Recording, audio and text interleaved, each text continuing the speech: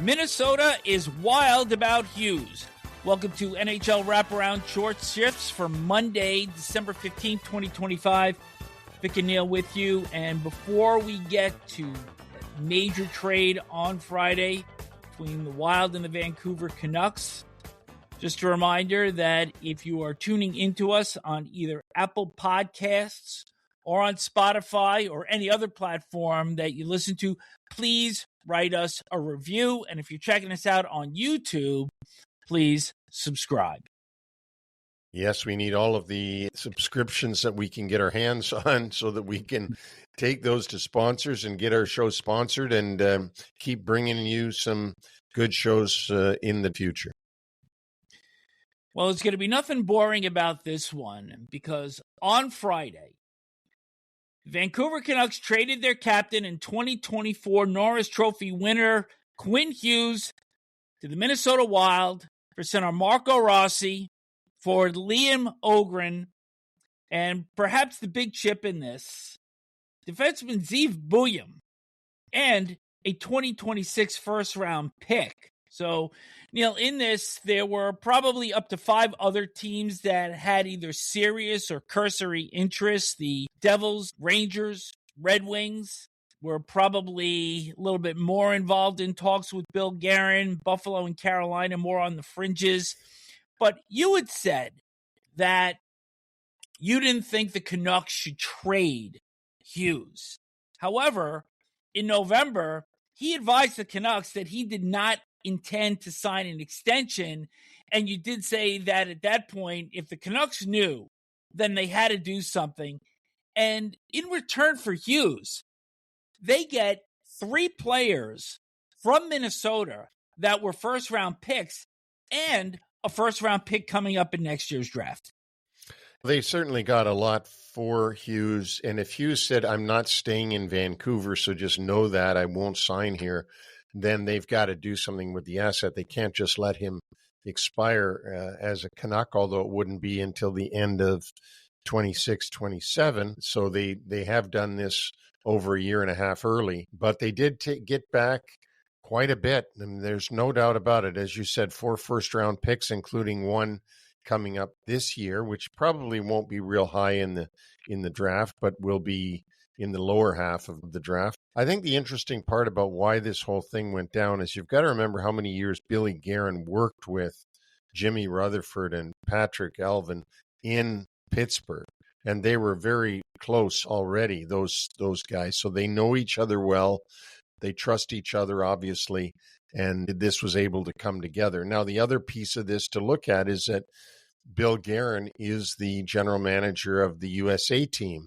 And, of course, Quinn Hughes is an American and will be on that team. So Bill Guerin knows Quinn Hughes quite well. So there's a lot behind the scenes on this trade. And it's exciting when you see a big trade like this. However, I can't imagine in Vancouver they're too happy yet about this trade, meaning the fans, because they lose their captain and the guy that they've known was their superstar. And now you think about the Vancouver Canucks over the last few years and what they've lost.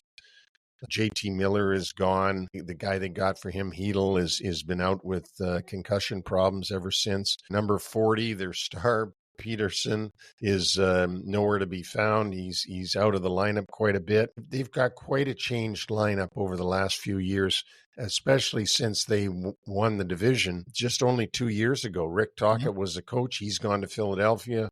There's been quite a bit of change in Vancouver since that glorious year they had, which was only 2 years ago. There seems to be a wide range of opinion on this particular trade. Hughes and his agent has said, Pat Brisson, that they are not guaranteeing any extension with Minnesota at this time. Hughes does lead the NHL in ice time, 27 minutes, 25 seconds. So you know that the Wild definitely get the best player in this trade. There's no disputing that. For Vancouver in the return, Marco Rossi is right now their first-line center. And on Sunday in New Jersey, he was between Brock Besser and Jake DeBrusk, but you would have to assume that once Elias Pettersson and Filipino, if he ever comes back, do return to the lineup, that drops Rossi down. Ogren, somewhat of an unknown at this point, second year of an entry-level contract. But Zeke Bouillon, who's the 12th overall pick in 2024, and to me, this is the guy that they're going to look towards to replace Hughes, if that's even possible. But right away, he's penciled in on the top pair along with Filip Hronek. So from my seat, I like this deal in the short term for Minnesota because they've gotten the best player. I certainly think that it shows that the Wild are ready to play hardball with the big boys in the Central Division because now they had that elite defenseman along with Cal McCarr, who's in Colorado, Miro Heiskanen, who's in Minnesota, Josh Morrissey, who's in Winnipeg. But I think in the long term, this deal is going to work out fine for the Canucks. Yeah, well, it certainly gives the Canucks some depth of quality players that they haven't had. And when you think about what I just said about Elias Pettersson and the fact that JT Miller is gone and on, they did need some depth. They didn't have it. They were lean. Yeah, they had Quinn Hughes, great player, Norris Trophy winner. Going to be a candidate for that again this year. But their team was thin. Their team was not a depth team. And so this gives them more depth that they badly need. Hughes made his debut on Sunday in a 6-2 win for the Wild over the Boston Bruins. He scored a goal in that one, but not to be outdone, Bouillon had an assist only 61 seconds into the game for the Canucks at New Jersey. It was a power play goal by Jake DeBrusk. Then at 6:48 on the power play, scores his first goal. And it turns out to be the game winner in a 2-1 win for Vancouver. And in somewhat of an irony, Luke Hughes winds up scoring the only goal for the Devils. But for both the Wild and for the Canucks, good start all around. It is, and I was stunned at Vancouver being able to come in and beat New Jersey. As you know, on sPix, I had picked New Jersey to win that one, but they didn't, and it was a great showing, especially by Bouillon, but also by Rossi and Ogren. That was a good day for Vancouver and gets them off on the right foot with this trade. Well, that was the big deal. Now we're going to move to the big injury. Connor Bedard injured his shoulder, taking a face-off with 0.08 seconds left in the Hawks' 3-2 loss in St. Louis on Friday. Braden Shen kind of drove forward through him at the drop of the puck, and Shen has taken a little bit of heat for this. But again, this was a hockey play. Yeah, I mean, the thing is Connor Bedard was going to try to one-time it off of the drop of the puck, which is what he should be doing. And when he had his arm back, Shen did what he should do, which is stop him from being able to shoot the puck. And he gets injured in that play. There's nothing bad about what Shen did.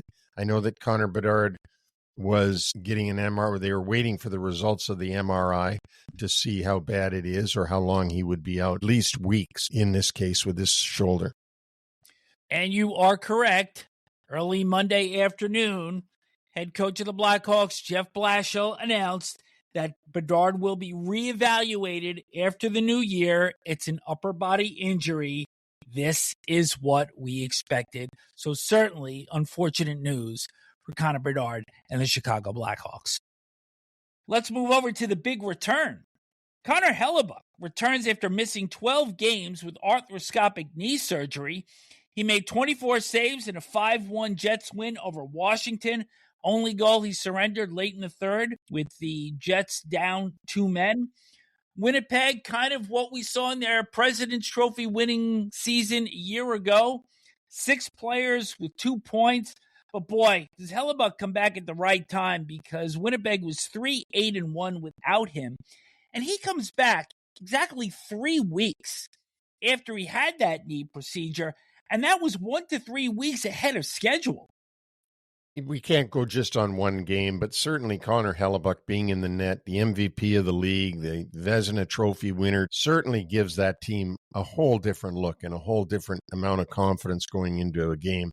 And that was very clear against Washington, who themselves are a good team. So we'll see if Winnipeg can keep this up now. The Jets start the week 4 points out of the second wild card position in the Western Conference.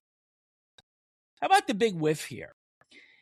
If the Pittsburgh Penguins miss out on the playoffs by a point or two, they will look back to this weekend and put a black star on it because they blow a pair of large third-period leads to San Jose and Utah on Saturday and Sunday. On Saturday, they were up 5-1 in the third period and lose 6-5 in overtime, with John Klingberg scoring the overtime winner on a give and go with Macklin Celebrini. And it was actually Klingberg who outmaneuvered Sidney Crosby to start that game-winning play. And then on Sunday, the Pens took a 3-0 lead into the third period against the Mammoth, gave up 4 goals in 5 minutes and 59 seconds early in the third period. The Pens did come back to tie to force overtime. But Dylan Guenther, with the winner in the first minute of the extra period, his 15th goal of the season, your breakout player of the year. But these are 2 devastating losses to the Penguins, who are now on a 5-game winless streak, and Dan Mew's team now really starting to get a test here. Pittsburgh is lean. They're a lean team. They've got to have all hands on deck all the time. We haven't talked about it yet, but this goaltending move that they made by bringing in Stuart Skinner, is Skinner going to be somewhat of the answer to getting Pittsburgh into the playoffs? We'll have to wait on that, as I think he's still having immigration issues to get a visa. We will discuss that right towards the end of our show. Not so much the immigration piece, but in the games that we'll be previewing on Monday and Tuesday. The only piece of good news for the Pens was that Rickard Rakell returned on Saturday after missing 20 games with a broken hand. But the upshot here is that the Penguins would have started this week in a wild card position, but by letting 2 points stay on the table, they open the week a point behind the wild card teams, Philadelphia and Boston. Other personnel notes coming out of the weekend: Bo Horvat now out 1 to 3 weeks. Originally, Patrick Waugh had said that he was going to be day-to-day after getting injured last Thursday against Anaheim. Islanders continue to roll in the first game without Horvat. 3-2 shootout win over the Tampa Bay Lightning. That is 6 out of 7 for the Isles, in a game in which Jonathan Drouin came back after missing 5 games with a back injury. So now it's going to be interesting to see how long the Isles can sustain without 2 of their big offensive guns. Of course, Kyle Palmieri lost for the rest of the season, but now Horvat out anywhere from 1 to 3 weeks. I was at the game where they played Tampa, and they played extremely well. And they, for all intents and purposes, they're playing very well night to night this year. They're getting great goaltending out of Sorokin and very good goaltending out of Riddick when he plays. They're playing with purpose. They're hard on the pucks, and the Islanders are in there. And it's amazing when you think about it, without Noah Dobson, without Brock Nelson, without Kyle Palmieri, and now without Bo Horvat. I mean, that's a lot of pieces missing. Now, yes, do they have probably the best rookie in the league in Matthew Schaefer? They do, but it's a rookie compared to all those veterans I just mentioned. So give them credit. The Islanders are playing a lot better than people thought they would. Other injury news coming down on Monday for the St. Louis Blues. The injury news just continues to pile up for Dylan Holloway. Now out 6 weeks. He fell in practice on Sunday, needed assistance getting off the ice, so he's gone for a month and a half. For the Detroit Red Wings, Patrick Kane listed as day-to-day. According to head coach Todd McClellan, he will miss the next 2 games against the Islanders in Utah, both at home on Tuesday and Wednesday. Kane with 498 career goals. Kings head coach Jim Hiller reports that forwards Quinton Byfield and Philip Deneau will miss Monday's game in Dallas with the flu. And for the Flames, Captain Michael Backlund did not return for the third period in Saturday's 2-1 win against the Kings in Los Angeles. We'd mentioned Connor Bedard. Let's talk about another high-profile player, this one on San Jose. Will Smith left early in the third period of that Sharks game in Pittsburgh, favoring his right side after taking a hit from Parker Witherspoon of the Penguins. Now, Philip Kurashev also left that game in the second period after sliding into the end boards. But I want to go back to this Smith injury because we talked about Bedard and Braden Shen, and we thought that was a hockey play. I've looked at this hit a number of times, as have you, meaning the Witherspoon hit on Smith. To me, this is a hockey play. It was a hard check, and it just ended badly. Oh, there was nothing wrong with this hit. It was just a hit into Smith. The way Smith's shoulder rolled on the check, he got hurt. He either sublexed it badly or separated his shoulder, but there was nothing wrong with the way that he was hit. There was no penalty on the play, nor should there have been. Both players are expected to be evaluated on Monday, and we should have an update on NHL Wraparound on Wednesday. But there's one other thing that I want to point out here. Macklin Celebrini had a 3-point game in that win for the Sharks in Pittsburgh. But what really impressed me was, even though I think we both deemed the hit clean, Celebrini came in and went to defend his teammate and went after Witherspoon, took a double minor for it. But this is a guy that you could see only in his second season is showing captain material. He probably will end up being captain at some point of that team. Not only is he, going to be or is maybe today their best player, but he knows how the game is supposed to be played. And you've got to stick up for your teammates. Even though it was a clean hit, you got to go in and say, no, you hurt my teammate. I've got to tell you, you can't do that. So, yeah, you're right. He did the right thing going in there and at least just sticking up for him. He doesn't have to drop the gloves and start trying to hammer the guy, but at least he went in to take umbrage with that. 4 returns to talk about. Jacob Slavin for the Carolina Hurricanes returned in Sunday's 3-2 shootout win over the Flyers. He'd missed 29 games with a lower body injury suffered in the second game of the season, which was against Philadelphia. The Hurricanes 3-0 against the Flyers this year, all of those wins coming in extra time. Lucas Dostal, goaltender for the Anaheim Ducks, came back after missing 9 games with an upper body injury. He had 18 saves and a 4-1 loss at Jersey on Saturday. And Rupe Hintz, who left the Stars game on Thursday after being hit by Miro Heiskanen with a shot in the waning minutes against Minnesota. He did play in the Stars' rather listless shutout loss against Florida on Saturday. And finally, Oliver Ekman-Larsson, who we thought might be missed after getting helped off the ice on Thursday, did play in the Leafs' 6-3 loss to Edmonton on Saturday. He scored Toronto's second goal early in the second period, giving the Leafs a brief lead at that time. Tristan Jarry, making his debut for the Oilers, made 25 saves.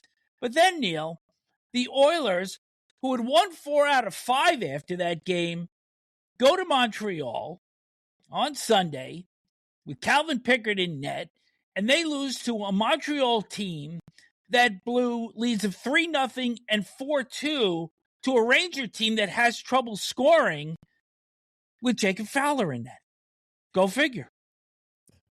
Well, that's why you never know what can happen. But it was a great debut for Tristan Jarry for Edmonton, as you said, with the 25 saves, the win in Toronto. A disappointing effort by everybody, though, I thought, in Montreal. Once again, and we say it often, it speaks to the complete unpredictability of this league. Absolutely. And Montreal it was a real good effort on their part. Jacob Dobish in net for them that game, not Fowler, did very well. You just never know. When you look at the schedule, you just never know. And news breaking mid-Monday afternoon, Kevyn Adams has been relieved of his duties as general manager of the Buffalo Sabres and replaced by Jarmo Kekalainen. Adams was in his sixth season as GM in Buffalo, having replaced Jason Botterill. Kekalainen was the GM in Columbus for 11 seasons and had joined the Sabres front office staff in May as senior advisor to Adams. One passing of note this weekend, Bobby Russo, who played 15 NHL seasons, was a four-time Stanley Cup winner with the Canadiens in the 60s, passed away on Saturday at the age of 85 with complications due to Alzheimer's. He also played with the Minnesota North Stars and New York Rangers, and I certainly remember him growing up, and my biggest memory of him was scoring 2 goals in the 5th game of the 72 final against the Bruins.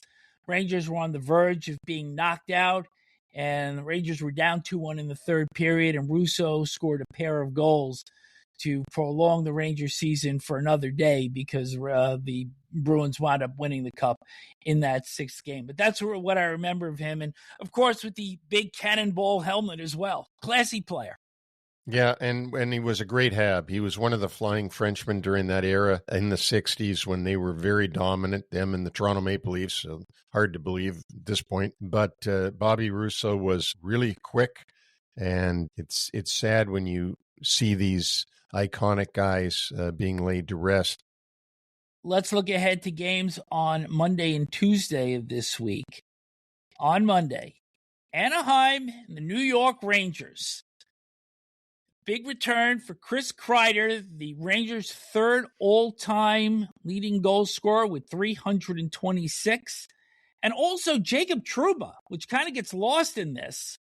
He also plays at Madison Square Garden for the first time since being traded to Anaheim last December because the Ducks played in New York last October. So this will be the first return to MSG for both of these iconic Rangers. And it's going to be very, very interesting to see not only how Kreider and Trouba do on their return, but what kind of accolades are thrown at them by Madison Square Garden and the Garden faithful, the Ranger fans. Just to put this on the record, the returns in terms of players in both of those deals, Carey Terrence, who has like 3 points down in Hartford for this year, for New York's top AHL affiliate, and Urho Vakanainen, who finally played on Saturday against Montreal after being sat out for the previous 7 games. So it's not like Chris Drury's gotten great return on these deals, and New York truly still looking for leadership.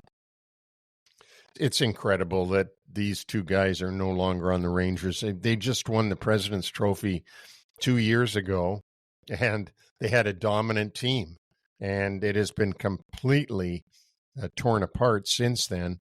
And two of the leaders of the team, Chris Kreider and Jacob Trouba, now with Duck uniforms on, will be there at Madison Square Garden on Monday night. Certainly a career night for those two guys, a night that they'll never forget that game. Also on Monday, Florida and Tampa.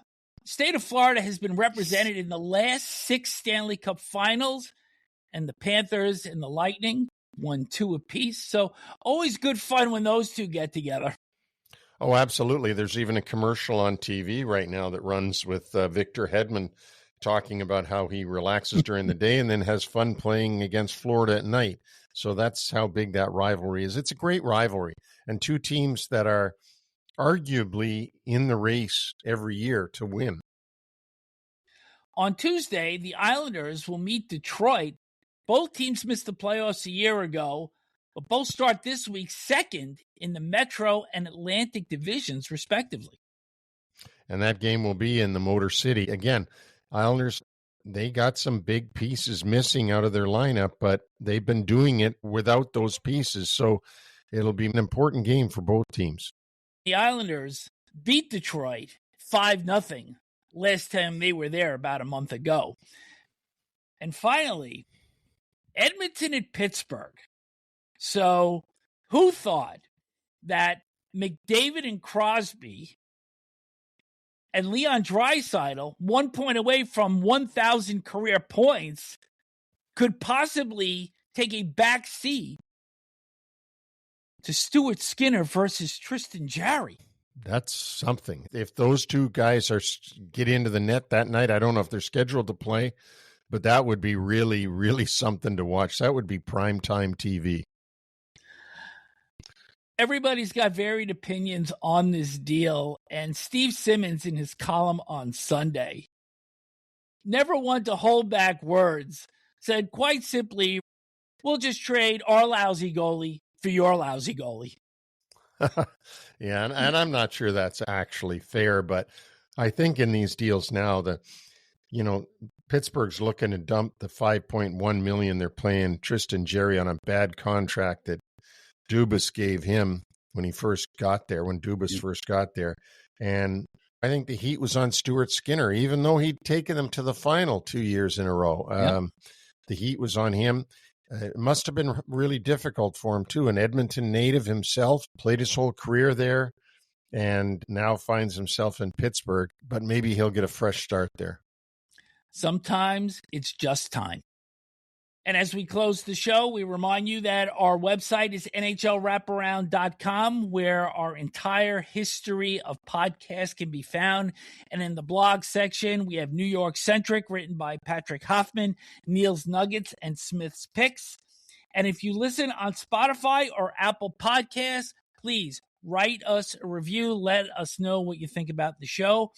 And if you are on YouTube checking us out, please subscribe. Our next show will be NHL Wraparound on Wednesday, where we will be joined by ESPN and Sportsnet analyst Ray Ferraro. And of course, Ray has some of the great opinions in the NHL, and he's also a hell of an analyst. Looking forward to that one. That'll be a good show. On behalf of Neil, I am Vic. Enjoy the hockey Monday and Tuesday. We'll look forward to chatting with you on Wednesday. Take care.